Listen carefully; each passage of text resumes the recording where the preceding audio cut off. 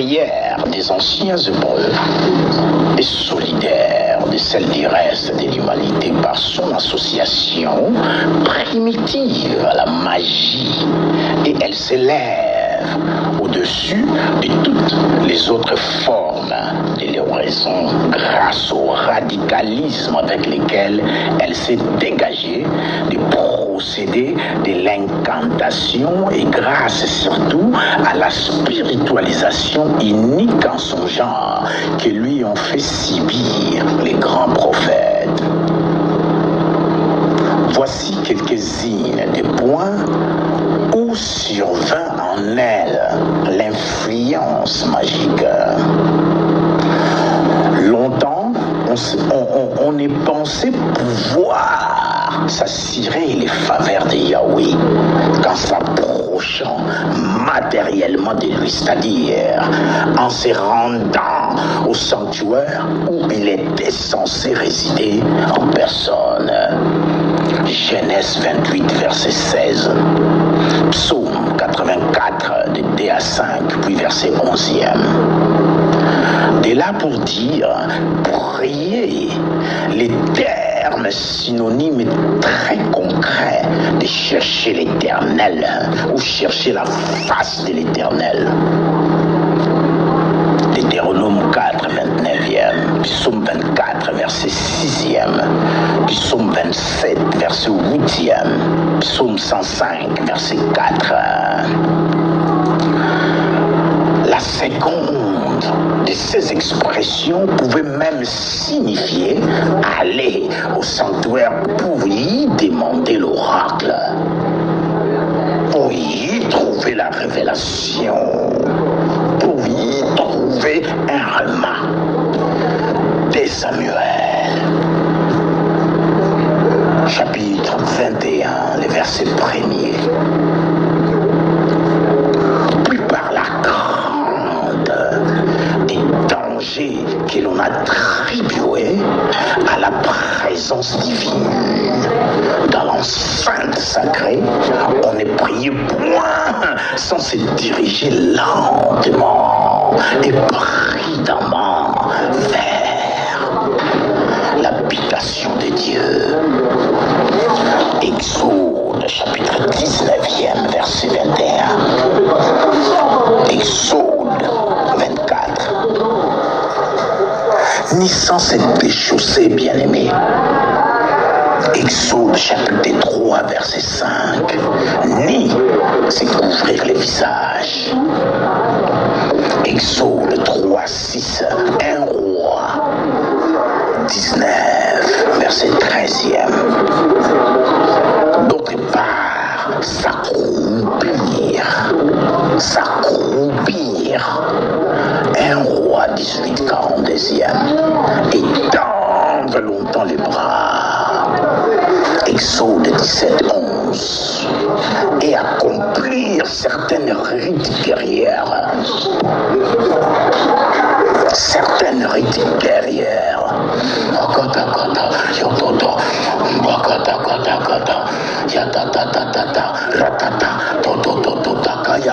C'est ça.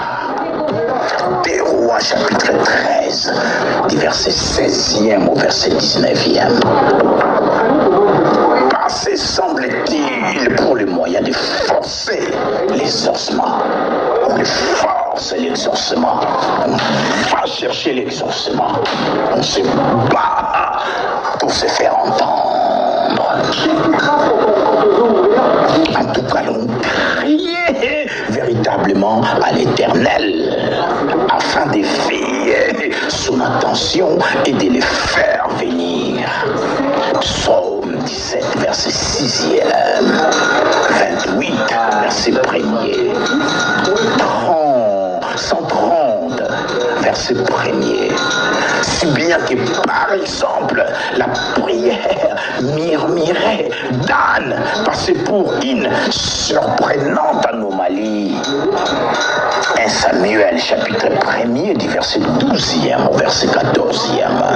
Quelquefois même, on allait jusqu'à baiser l'image divine. Baiser l'image. Osée chapitre 13, verset 2e. 1 Roi chapitre 19e, verset 18e. Job chapitre 31e, verset 27e. Afin de faire passer en soi une part de la puissance surnaturelle dont on la croyait chargée. Puis encore, si d'une manière générale, l'on présentait la divinité comme réfractaire à révéler son nom. Genèse 32, verset 30e, Juge 13, verset 18. C'est parce que connaître ces noms et prononcer à haute voix à l'instant de la prière, c'était, croyait-on, disposer du moyen de contraindre magiquement les dieux à comparaître.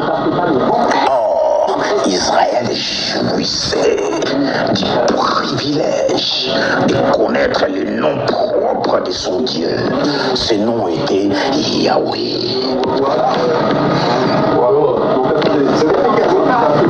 Il suffisait en conséquence qu'à l'ère de l'oraison, ce nom attractif fut par les officiants matériellement posés sur les enfants d'Israël, pour que la présence, les bénédictions de Yah fissent sur le champ assurées.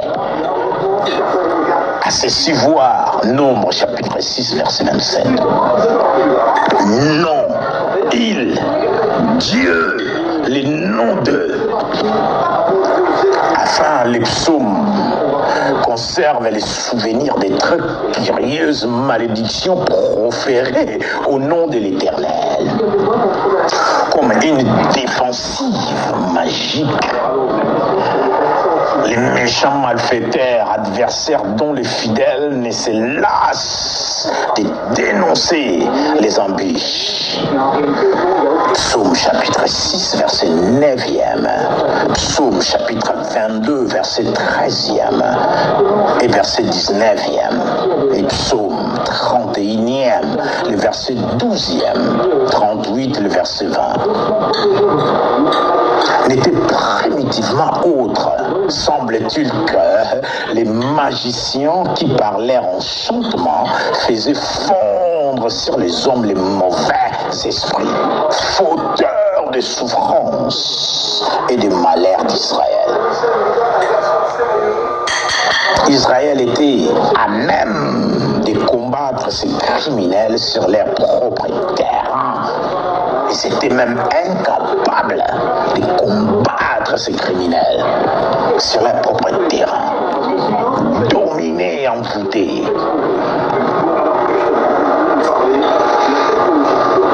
À la magie de la parole maléfique, le peuple élu opposait la magie de la parole salvatrice, la malédiction prononcée au nom de Yahweh, s'affirmait comme les remèdes par excellence qui confondaient l'art de devin et apportaient aux fidèles délivrance, paix et bonheur.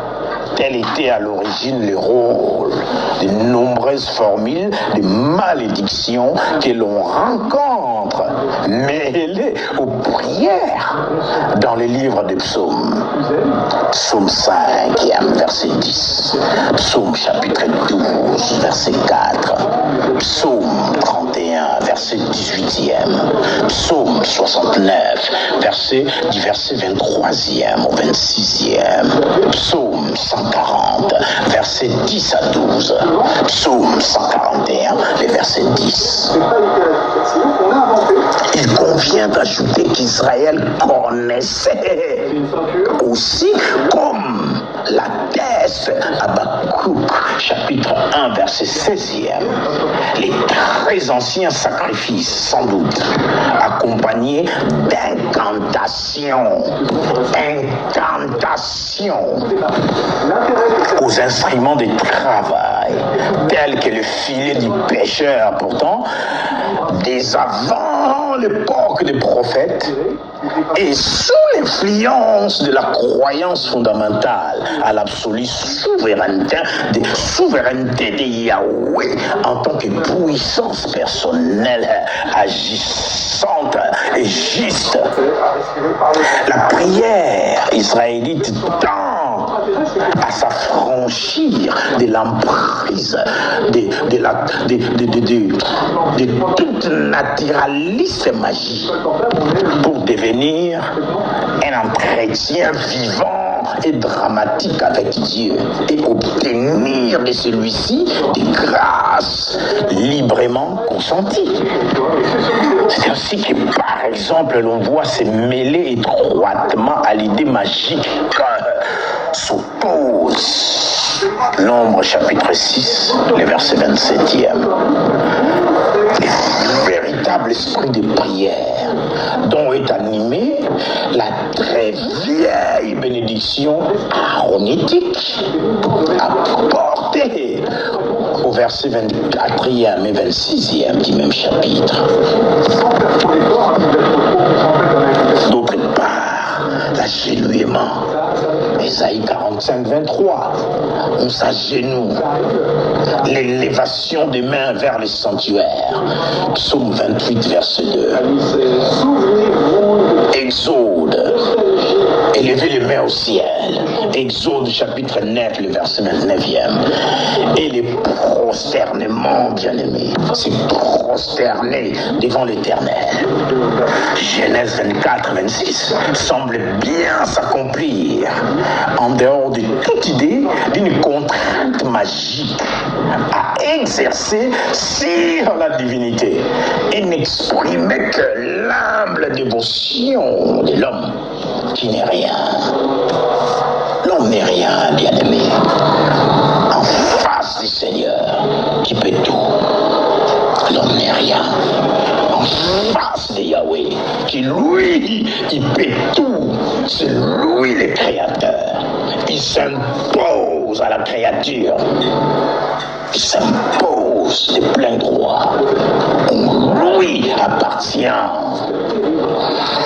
Genèse chapitre 18e, verset 27e, Psaume 33, le verset 9e. En face du Seigneur qui peut tout. Toi, tu ne peux rien sans lui. Tu ne peux rien sans Yahweh. À l'idée de l'action magique se substitue nettement chez le Dieu d'Israël la certitude de la volonté et du pouvoir de Dieu d'exaucer les demandes. Il exauce les demandes. Psaume 65, verset 3e et 6e. Psaume 66, verset 20e. Psaume 81, verset 8e. Et Psaume 118, verset 5e. Il exauce les demandes et symétriquement la confiance en Yahweh. Il nous restaure la confiance en lui, devant qui les fidèles vident son cœur. On vient vider les cœurs. 1 Samuel, chapitre 1er, verset 15e. Et qui écoute ce qu'il invoque et accomplit leurs désirs. Il écoute ce qu'il invoque et il accomplit. Il leur accomplit leurs désirs. Psaume 65, verset 2e. Psaume 25, verset 5e. Psaume 38, verset 16e. Psaume 145, verset 18. Et aussi, dans la mesure où la prière s'accentue comme telle, les procédés magiques sont refoulés, bien-aimés. Les catalogues déjà interdits, les recours au nom redoutable de Yahweh pour jeter un maléfice sur un ennemi. Exode 27e, Deutéronome 5, 11e. Et peu à peu, dans les psaumes, les ouvriers d'iniquité. Les ouvriers d'iniquité. Cessant d'être identifiés avec les devins et devenant simplement les représentants impies et haineux d'une nouvelle classe dominante. Les justes persécutés. Attendra son salut uniquement des interventions miséricordieuses de Yahweh, justicier, incorruptible et vainqueur des méchants. Les habitudes d'Israël n'excluent certes pas, en cas de force majeure, l'invocation de Yahweh en un lieu non consacré. Dès Samuel 15, 31, Ésaïe 38, 2 et Jean chapitre 2, verset 2. Pourtant, d'ordinaire, la prière se disait au sanctuaire comme acte cultuel, soit individuel, soit collectif. Psaume 138, verset 2e, 48, verset 10e, Psaume 5, verset 8e, Psaume 65, verset 5e et Psaume 96, verset 8e, Psaume 100, verset 4e. Et ce n'est que dans la suite qu'elle s'émancipera de la tutelle de la vie liturgique. Il semble bien, on le voit, que toute la littérature hébraïque, y compris ses couches les plus anciennes, connaissent déjà l'oraison en tant qu'acte religieux. Au moins dégager des procédés magiques. Cependant, la prière, au sens profond et complet du terme, ne fut donnée qu'au peuple d'Israël qui parlait prophète. Et cela en vertu de leur spiritualisation foncière de la notion de Dieu.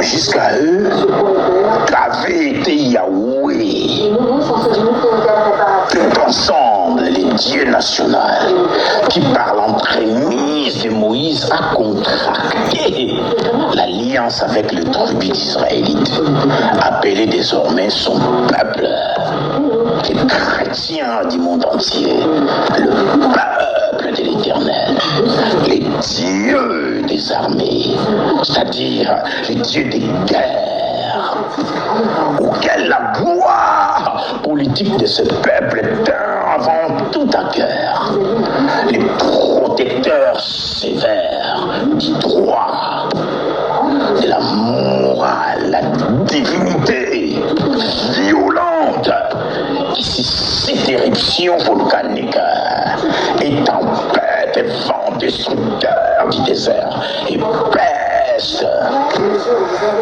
les dispensateurs mystérieux de l'enthousiasme matériel et de la fureur prophétique, afin, en combinaison partielle avec les Baals indigènes, les maîtres bienfaisants qui assurent fécondité et prospérité au sol de Canaan, ainsi qu'aux hommes et aux troupeaux qui l'habitent. Ces dieux primitivement localisés, soit au sommet du mont Sinaï, soit dans le mobile, l'arche de l'Alliance, soit encore au lieu palestinien, tendaient très tôt déjà à trouver sa résidence définitive, d'une part au temple de Jérusalem et d'autre part vraisemblablement sous l'influence des grands dieux de certains mythes babyloniens, au ciel où ils trônaient en arbitre du genre humain, tout entier, voire même en créateur et conservateur de l'univers. Hors du chaos de ces notions diverses et en partie opposées, Amos, Osée, Ésaïe, Jérémie dégagent la vision simple, forte et toute spiritualisée en unifié de Yahweh, maître souverain dont l'absolue majesté se confond avec la justice, la sainteté et la miséricorde. Et ce Dieu fait dans tout le monde son œuvre à lui. Il a certes choisi Israël comme objet et organe de son action. Mais à la différence des autres dieux, dont les intérêts demeurent comme enfermés dans les rayons des ambitions étroites de peuples qui les servent, Yahweh veut accomplir dans et par les chrétiens, par Israël, l'œuvre de l'absolue justice, l'œuvre qui tôt ou tard, par-delà les limites de son peuple particulier, amènera à la conversion et au salut tout homme individuel et toute nation. En principe, et dès les premiers jours, le Dieu qui s'est intérieurement révélé aux prophètes est déjà le Dieu de l'humanité.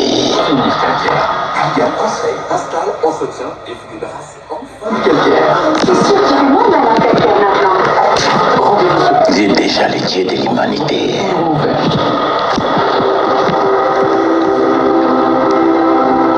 Par conséquent, la spiritualisation de l'idée de Dieu, spiritualisation de plus en plus complète de la prière d'abord. La prière. Rejet de tout vain formalisme liturgique. Yahweh est les offrandes et les hommages qui lui sont présentés avec indifférence ou d'un cœur impur. Tu n'es pas propre, tu viens présenter les offrandes. Ça pue. Il accepte que ce qui s'approche de lui et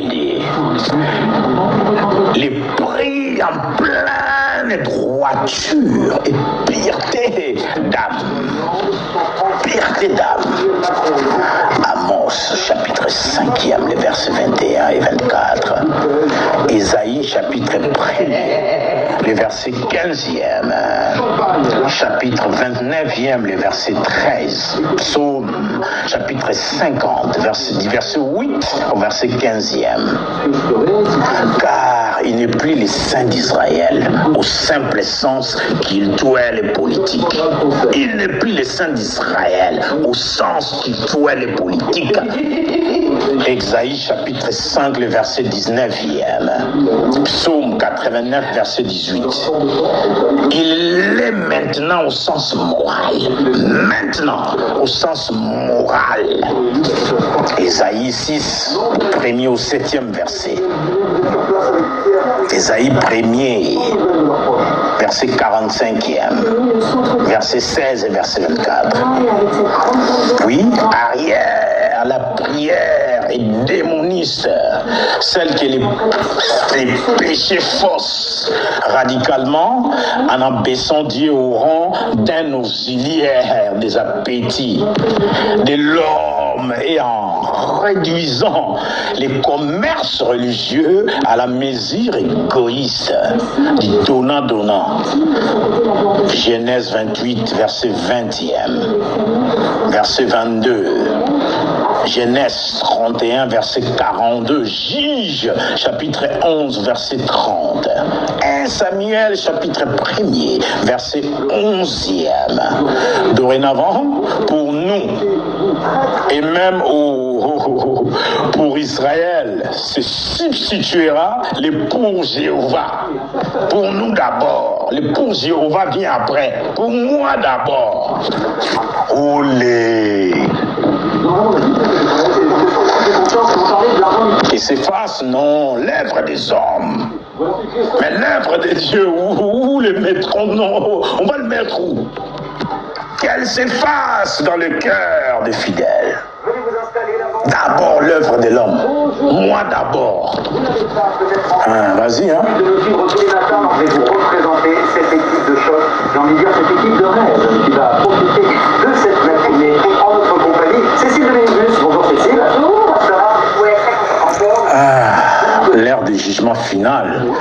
monde.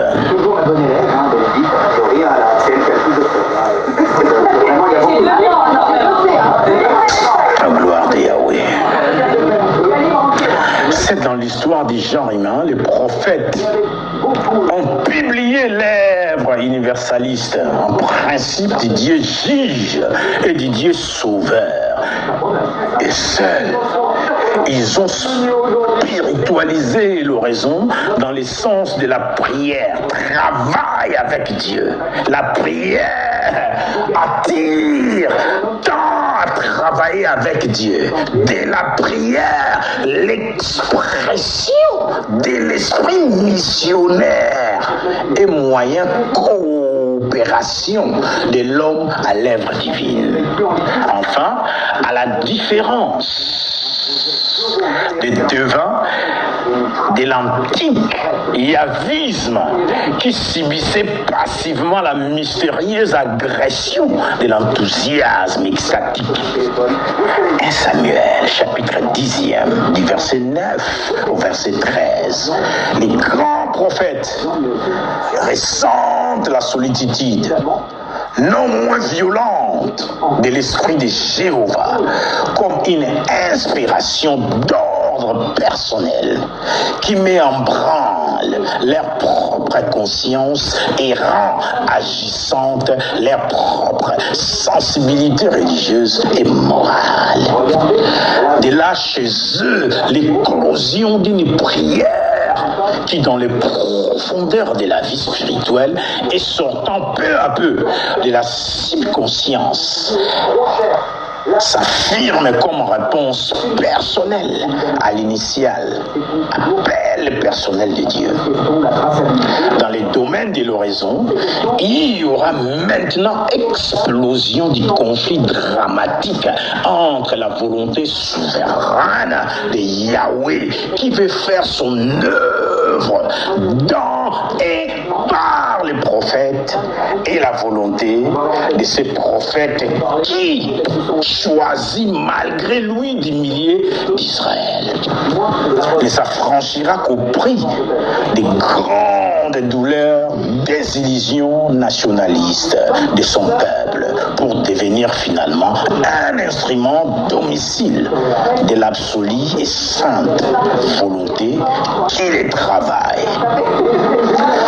L'œuvre de Yahweh, terrifiante pour les prophètes d'avant l'exil, éveillera dans leur âme l'effroi, l'interrogation angoissée, la lamentation, voire le courroux récriminateur et la malédiction. Jérémie chapitre 4, le verset 10. Jérémie chapitre 6, le verset 11. Jérémie chapitre 12, le verset 1 et 6. Et Jérémie chapitre 15, le verset 18. Chapitre 20, les versets 7, 9, 14 et 18. Les tout accompagnés d'intercessions passionnées. Seigneur, pardonne. Amos 7.2. Seigneur, arrête. Intimité. Seigneur, arrête. Amos chapitre 7, verset. Jusqu'à quand, Seigneur? Tu wapi, papa? Ok, nanga wapi. Ésaïe chapitre 6, verset 11e. Bref, au feu de l'épouvantement les plus cruels, la prière individuelle s'élève ici progressivement jusqu'au sommet de la force et de la grandeur spirituelle. Pour Jérémie et sa suite, pour le pieux d'Israël, le pieux des chrétiens, c'est Yahweh lui-même qui a franchi de toute localisation déterminée. Psaume 139e, versets 7 et 12, finit par être grâce à sa sainte et bienfaisante présence, l'espoir, la consolation, le réconfort de l'âme en détresse. Toi, Jéhovah, tu me connais, tu me vois, tu m'as sondé et tu sais que mon cœur est avec toi. Jérémie chapitre verset 3e. Jérémie chapitre 17e, le verset 14e. Jérémie chapitre 20, le verset 11 et 13. Ainsi apparaît pour la première fois la vraie prière faite tout entière d'humilité confiante et de soumission virile à la volonté de Dieu.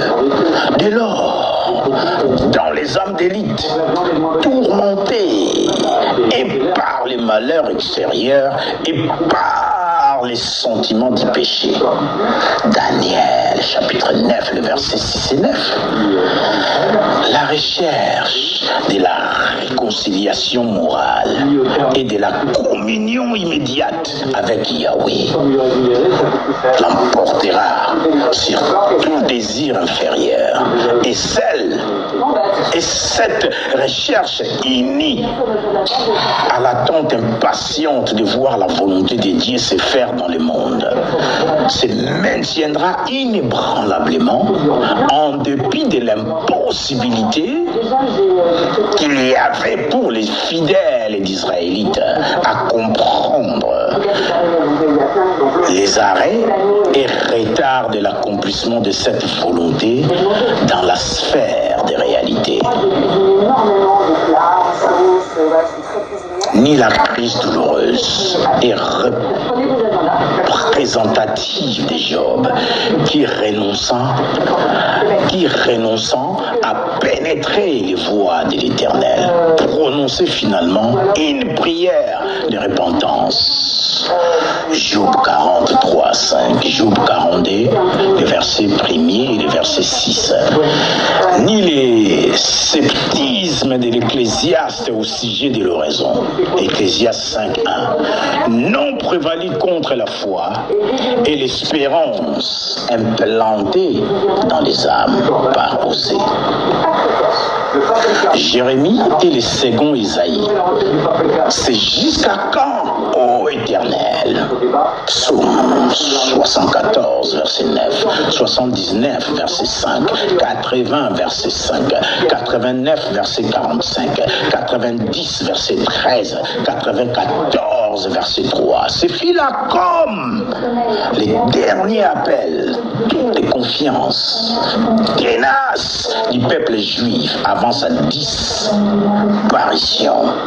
en tant que nation de la scène de l'histoire et de ce peuple le plus magnifique héritage.